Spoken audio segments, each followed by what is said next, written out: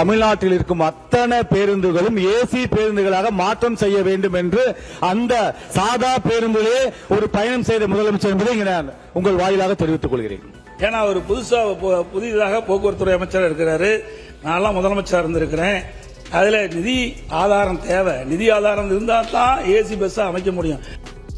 4 பேர் தேர்வில் AC bus தேவையில்லை, சாதாரண பஸ் மாற்றி கொடுத்தாவே மக்கள் பாராட்டுவாங்க.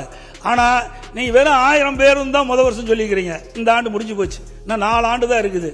4 ஆண்டுகள் எத்தனை 1000 பேருந்து வாங்க போறீங்க? இது இயலாத காரியம். ஒவ்வொரு ஆண்டும் ஒரு குறிப்பிட்ட நிதி ஒதுக்கி ஒரு குறிப்பிட்ட அளவு ஏற்கனவே கண்டமான பஸ்கள் எல்லாம் எடுக்கப்பட்டு விட்டு புதிய பேருந்துகளை இயக்க வேண்டும் என்றுதான் என்னுடைய கோரிக்கை. தமிழ்நாட்டிலே 20,000 ஆசி பேருந்துகளா? இது சாத்தியமே இல்ல என்று சட்டசபையில் எடப்பாடி பழனிசாமி கேள்வி எழுப்பியிருப்பது தற்போது கவனம் பெற்றிருக்கிறது. தமிழ்நாட்டில் அடுத்த சில ஆண்டுகளில் ஆயிரக்கணக்கான புதிய பேருந்துகளை இயக்குவதற்கான திட்டங்கள் குறித்து சட்டசபையில் விவாதம் நடைபெற்றது. அப்போது ஏசி பேருந்துகள் தொடர்பாக பேசிய எடப்பாடி பழனிசாமி 4 ஆண்டுகளில் 20,000 பேருந்துகளை ஏசி பேருந்துகளாக மாற்றுவது நடைமுறையில் சாத்தியமா என்று கேள்வி எழுப்பினார்.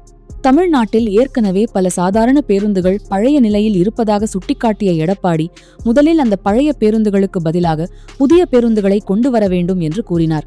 மக்கள் தினமும் பயன்படுத்தும் பேருந்துகளின் தரம் மற்றும் எண்ணிக்கையை முதலில் மேம்படுத்திவிட்டு அதன் பிறகு ஏசி பேருந்துகளின் எண்ணிக்கையை அதிகரிப்பது குறித்து முடிவு செய்யலாம் என்பதுதான் அவரது வாதம். அதே நேரத்தில் ஆசி பேருந்துகளே வேண்டாம் என்று எடப்பாடி கூறவில்லை. ஆனால் ஒரே நேரத்தில் 20,000 ஆசி பேருந்துகளை கொண்டு வருவது சாத்தியமற்றதாக இருப்பதாகவே அவர் சட்டசபையில் கேள்வி எழுப்பியிருக்கிறார். இதற்கு போக்குவரத்துத்துறை அமைச்சர் தரப்பில் பதிலும் அளிக்கப்பட்டுள்ளது.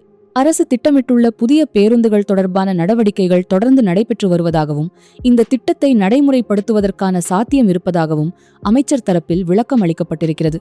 இதனால் இப்போது முக்கியமாக எழுந்திருக்கும் கேள்வி என்னவென்றால், ஏற்கனவே இயங்கி வரும் பழைய பேருந்துகளை முழுமையாக மாற்றுவதற்கு முன்னுரிமை கொடுக்கப்படுமா, அல்லது அதே நேரத்தில் ஆயிரக்கணக்கான ஏசி பேருந்துகளையும் கொண்டு வருவதற்கான நடவடிக்கைகள் வேகப்படுத்தப்படுமா என்பதுதான். ஒரு பக்கம் அரசு தரப்பில் புதிய பேருந்துகள் மற்றும் ஏசி பேருந்துகள் தொடர்பான திட்டம் முன்வைக்கப்படுகிறது. மறுபக்கம் முதலில் இருக்கும் பேருந்துகளின் நிலையை சரி செய்யுங்கள், 20,000 ஆசி பேருந்துகள் என்பது நடைமுறையில் சாத்தியமில்லை என்று எடப்பாடி பழனிசாமி கேள்வி எழுப்பியிருக்கிறார். இந்த விவகாரத்தில் அரசு அடுத்த கட்டமாக என்ன நடவடிக்கை எடுக்கப் போகிறது என்பதுதான் இனி கவனிக்க வேண்டிய விஷயமாக இருக்கிறது.